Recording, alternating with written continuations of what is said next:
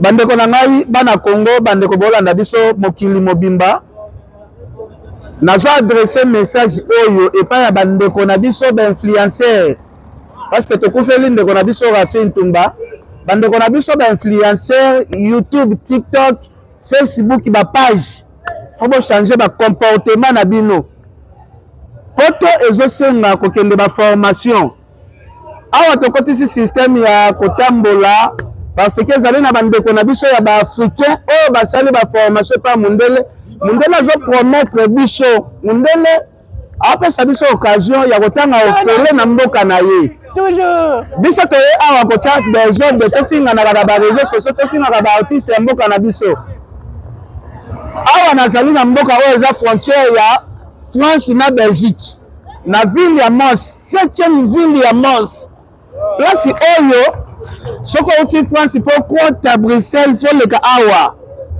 tozana ndeko na biso moko congolais africain oyo azana mayele alongwa na milie na biso tofandaka mingi na Bruxelles ye aya kotanga na ville ya Mons asali 4 ans ya kotanga ya kozwa formation za gratuit biso nyonso tu Bruxelles formation ebengaka biso ke ba formation eza ebele il suffit de la volonté na yo awa na poto batiaka Kistar te soki bozotia Kistar Bleu Hollande Karine Mokonzi Nemeya Saratola bokobandaka koswana tandis ke na mboka oyo ese na makambo ebele tala ndeko na biso aza mwana muke asali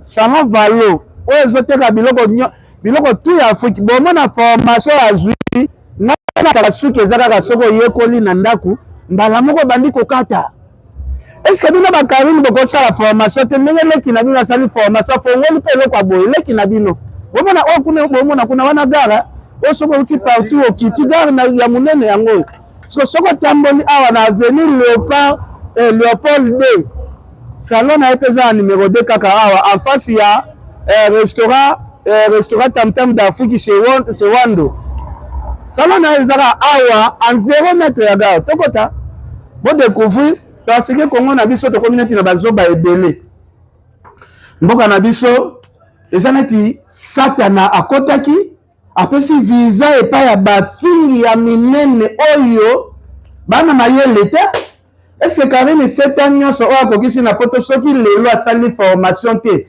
ekozala faute ya mundele ou bien ekozala faute na ye moko tala awa avant na lakisa bino nanu ndeko formation azwi ya kokata suki tala initiative ndeko na biso africain azwi aoteka biloko nyonso oyo ezali symbole ya biso baafricain bapani ya kitoko oyo pena soki outi partout oza na besoin ya robe moko boye ya liputa awa deja okuta baservice wana tu ezali bamayaka yango oyo bamayaka oyo bokaka bamayaka yango oyo aza mpe na bakabelo na ye aza mpe na bamayaka ya banini ya kingo tolataka na kingo ndeko na biso akose présente akoloba kombo na ye akoexplike biso parce que eloko ngai esala ngai motema pasi biso bakongolais tokomaka ta place ya kosinscrire te mpo na baformation botala keni pia na bokuta bapapier ya Bruxelles formation eza awa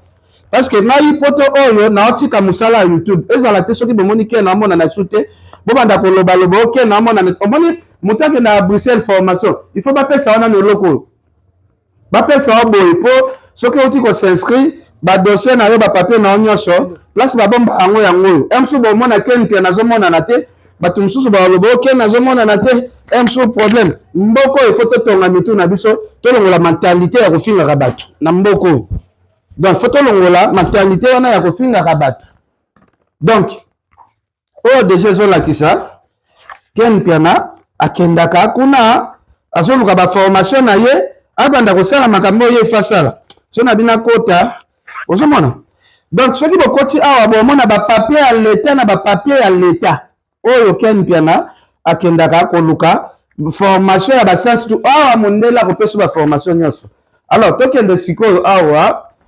toluka boss patron ya place oyo parce que aza mwana muke azali mukolo te Azan maina makila neti biso mais azaki ta na la formation na ye a passé 4 ans na ye awa na Belgique pour na ça mon frère boni. Ça va papa. On va bien? Ça va bien. OK, merci beaucoup. Et na habité est-ce que micro ça femme. OK. On va bien, na habité Tokuti awa na ville ya Mos. En tout cas félicitations d'abord pour l'établissement au sali pour na bande kono ya Afrique. Merci. On va expliquer sur la Belgique au sali combien des années? Ça fait 2012.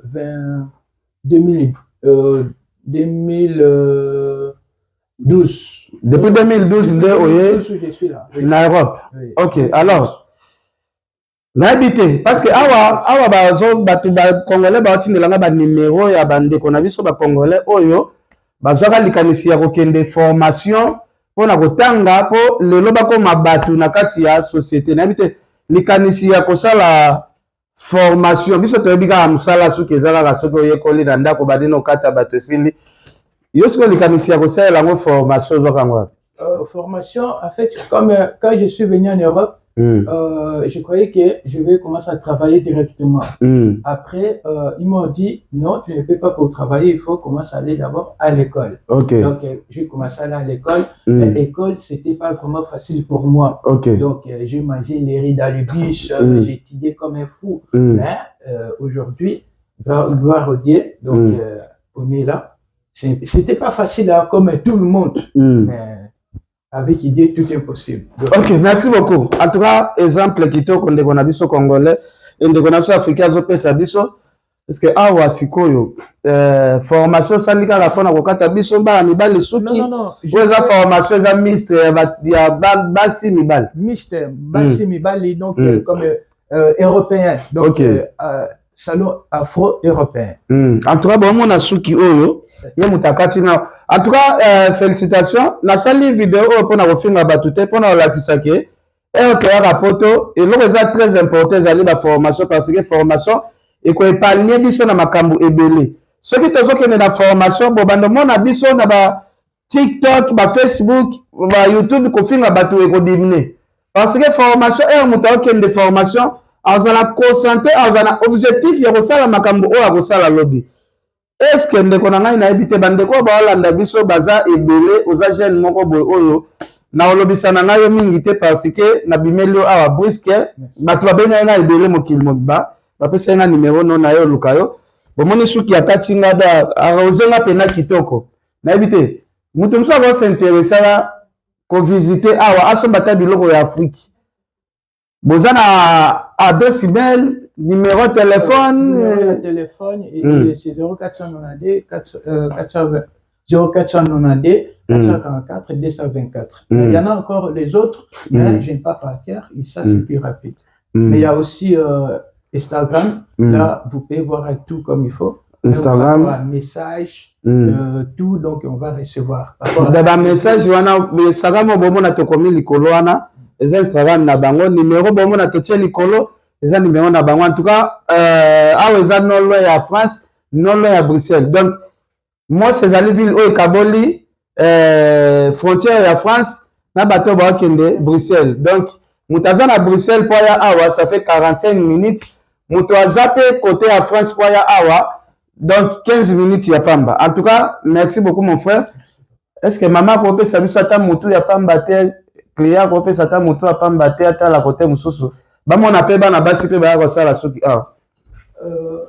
Raisa et ko sala biso bien parce que chaka balola ka bo mon frère OK donc bande ko na biso bo mona awa soko za na besoin ko ya ko salisa soki makambo nyonso tu ozo mona ndeko na biso amwasi ye kutaza mundele me ba sala suki vrai chéri ya blague te ba sala suki awa et puis si vraiment plaisir à trop mundele mais aye basala esuki et pas bande kona ba africain oh batangi formation à 4 ans bon moni sikoyo avantage ya formation ezala nde boy en tout cas merci beaucoup vraiment mon frère merci merci beaucoup à tous OK